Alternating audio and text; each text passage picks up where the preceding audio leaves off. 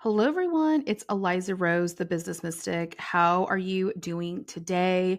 So today we're gonna be talking about how to simplify your tech stack. This is part of our Broke Healer No Thanks series that I'm doing, and this is just all the things that I've really seen.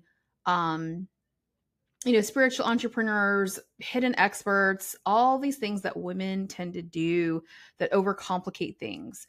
Okay. So today we're going to be tackling, what causes a lot of unnecessary stress. And that is, technological overwhelm. Okay. So it's really crazy. I mean, I could tell you, like, from having coached hundreds of women, and just being in those intimate spaces, like, tech is the biggest thing. And they're like, oh, I can't figure out how to do this PayPal button, and I can't figure out, I got to get my website perfect, but I don't know how to connect my PDF to the thing so that if I have an email and then if someone signs up, so they will delay um launching an offer, launching themselves out in marketing, putting themselves out there because of like tech, right? And so you may find yourself in a similar situation. So about 2 years into my business, so I started in 2010. 2010. I was a sole proprietor. I wasn't an LLC yet, but about 2.5 years into my business, I just really found myself struggling. I was trying all the different things. Like, at the time, it was like a Weber was the thing. Um, there was just so many different things that we just did not have the software that we had today. And I had found that I had subscribed and was signed up for and paying for like 7 different types of, software and tech platforms, like an email service. There was like I was using, oh my gosh, I can't remember what it was. I think it was like PDF Ninja, where it would download things for you. I had a scheduler. I had a payment processor. I was using PayPal. I was on WordPress at the time, so I was using a website builder. I was using, I think I was still using Uber Conference at the time, and then I was trying to use an app that was like a CRM, and it was just like a lot. Like, I was really struggling, and I had looked at a lot of different things. I looked at, I was just trying to figure it out, right? And in all honesty, I was just spending like so much time troubleshooting my tech than actually serving my clients and finding new clients. Like, I was just getting so obsessed with, like, there was a software called Mini Groups. Like, I was trying to make that work. It was just like a whole thing. Okay. And then the worst part of it was, like, when I really looked back at everything, I was just using like 20% of the features I was paying for. Like, I didn't need all these pro level things or enterprise. I didn't need the all or nothing. It just was like I didn't know what I was doing. Right. So the breaking point really came when I like lost an entire day. And mind you, I was still working full time at the hospital when this was going on. I was building my business and working full time.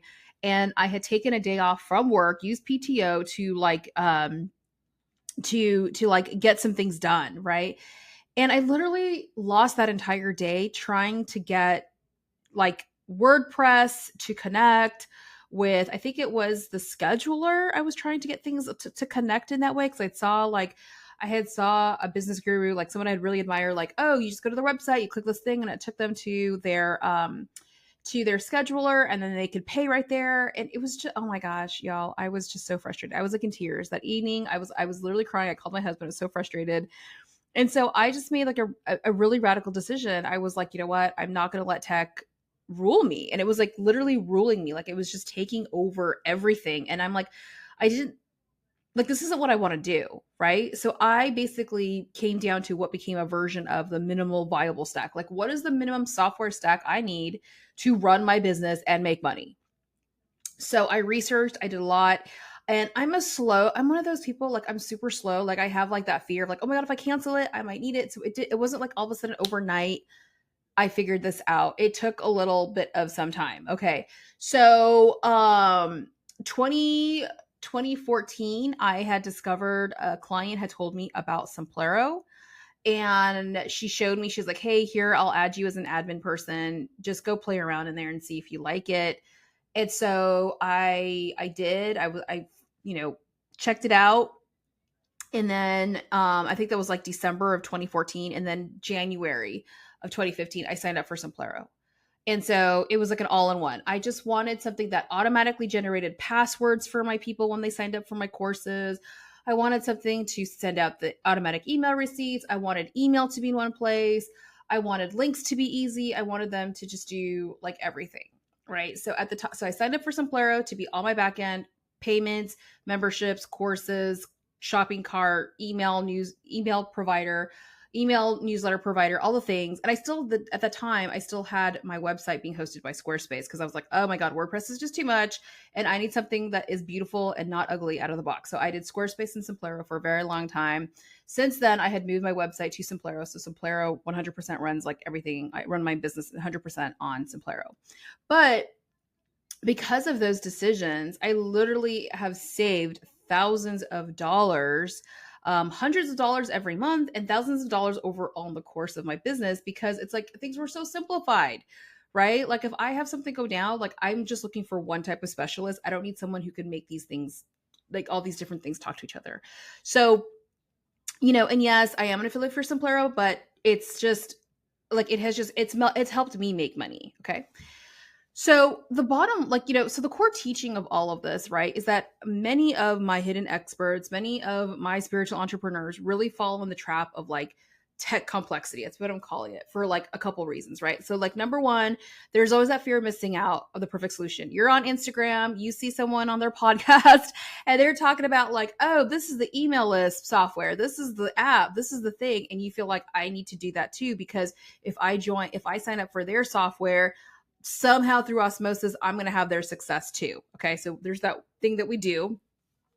Second, we kind of buy in that more features is just more is better. And that's not always the case, right? Like you don't want to get stuck being burdened of like, how do I use this one feature of the software that, and you build an offer around it when that really isn't the case. You need to have your offer figured out, and the tech needs to support you delivering that offer or whatever it may be. Okay. And then the third thing is like what people are trying to automate before they're ready. And what I mean by that is I'm a full fan of automation. I'm a Virgo rising. I love it, right? But you're ready to automate your systems and your software and all the things when you understand your client journey. When you understand these touch points that your client needs you to reach out to them, but you don't want to do it at all these weird hours because they're all in different time zones. Okay. So the truth is technology really needs to serve your mission, not complicate it. It needs to serve your business, not complicate it.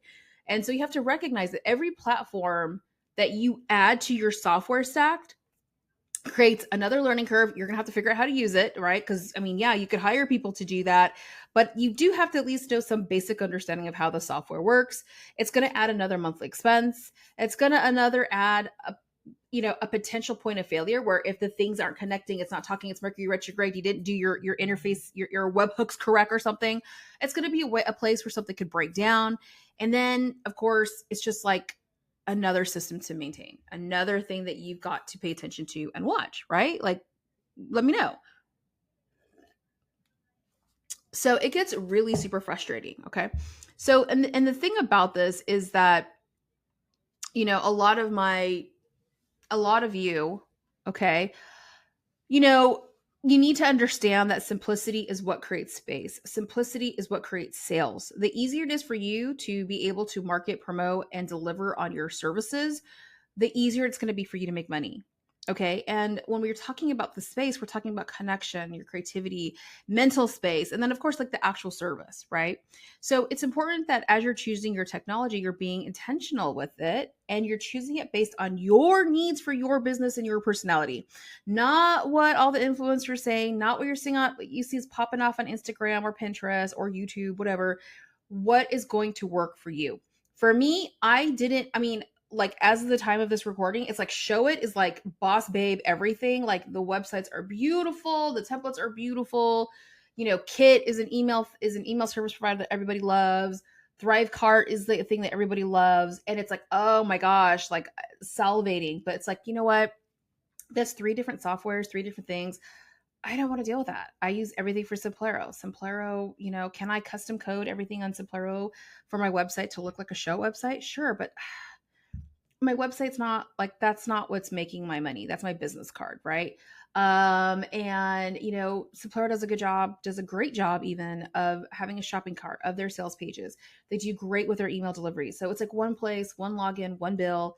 It does all those things that those three softwares that I always feel like I want to go jump to, like, does. Okay. So for me personally, I like simplicity. I like one and done. I like to just like not have to keep thinking about it. Okay.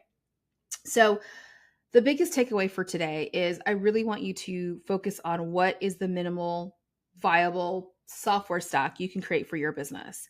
Okay. The minimal viable platform. What is the most streamlined way that allows you to deliver your work in a professional and timely manner without complexity?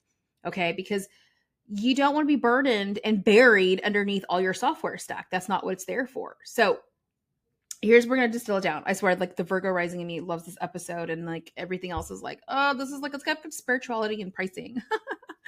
So number one, I would suggest choose a platform that handles multiple functions that you're going to need for your business. So this could be like Kajabi, Kartra, even Squarespace now has some different integrations. I use Simplero. I freaking love it. Look for a platform that will provide a possible website for you. Even Lead Pages now does this, So it's like your website that does landing pages. Landing pages could be sales pages. It could be landing pages for a sign up for a freebie. It could be landing pages for an ad. It could be all kinds of things, but you want something that actually can create web pages for you. You need something that will allow you to do email communication where you could send a broadcast letting people know, hey, limited time offer, or hey, applications are open for my program. And also where you could do your weekly, or monthly newsletters where you could schedule those, something that could provide automated or pre-scheduled emails. So it's like when someone signs up for your email list, they automatically get your welcome email. Here's your download, all those really good things. You need software that could handle payment processing. Whether it's Stripe or PayPal, that they allow you to make those connections so that you can go ahead and take payments for your offers, your services, and your programs. And if possible, scheduling, like even if it's just integrating something to your Google Calendar, or if you're actually still taking one-on-one clients and you're doing one-on-one coaching, that it's a calendar where people could click, select, and schedule themselves, right? Or at least schedule out something on your own calendar so you're not double booking yourself. Okay. Another thing is, you need to be thinking about something of how you could do your work. So if you're like a graphic designer, you want to make sure that the software that you have allows you to do graphic design very well, like Adobe, or if you're just like doing simple, things that don't require a lot of heavy lifting, like you're not video editing heavily, it could be Canva Pro, right?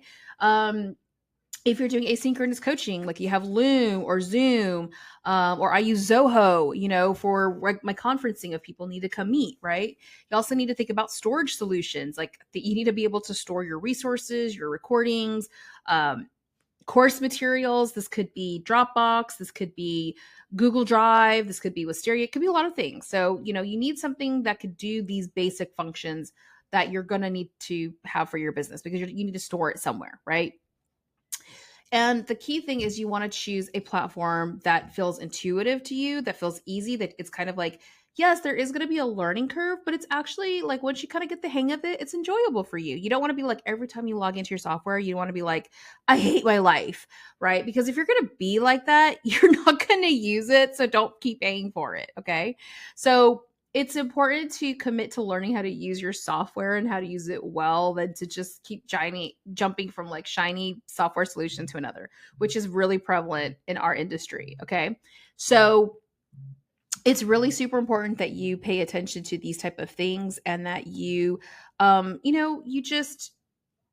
you enjoy it, right? So here is like some homework for you is I would really like to see you do a tech audit this week. Like I do this pretty much quarterly, like every time, like right before, and definitely right before a Mercury retrograde occurs, right? I'm like, let's just check our tech, and list out all the current platforms and the monthly cost. Like, see what you're really paying for, and identify what their functions are. And literally, I have a spreadsheet where it's like Simplero does all these things. This is how much it costs. And I pay less than $200 a month, and Simplero does everything. Like, there's nothing that Simplero doesn't do. Like it's doing so much and they're doing so much development around it. So it's just like so amazing, right? So I'll use Simplero, I'll use Riverside FM to record my podcast. Okay, I use Social Bee scheduling for my social media posts. I use Canva Pro. I use Zoho for my coaching sessions. I use Loom for my async. I mean, it's like I use Google Space. It's like everything has a purpose and has a job, and I know what it's for, and I know how much it costs. Okay. So this is going to help you really identify what platforms you are using that's essential to your work. If there's maybe some redundancy, like there's like, oh, this thing does the same thing that this software does. So you can consolidate or maybe even eliminate and get rid of a subscription. Okay. So in closing, just remember that like the most powerful technology that you're ever going to use, the most powerful software that you're ever going to use is the one that you use consistently. Like that's the one. That's the bottom line. Okay? So until then, I really want to invite you to simplify your tech stack and really understand like is this helping me do what my work, do my best work? Is this helping serve my mission? Okay? So make sure to be thinking about that. All right. So that's it for today's episode. I will see you in the next one. All right. Bye.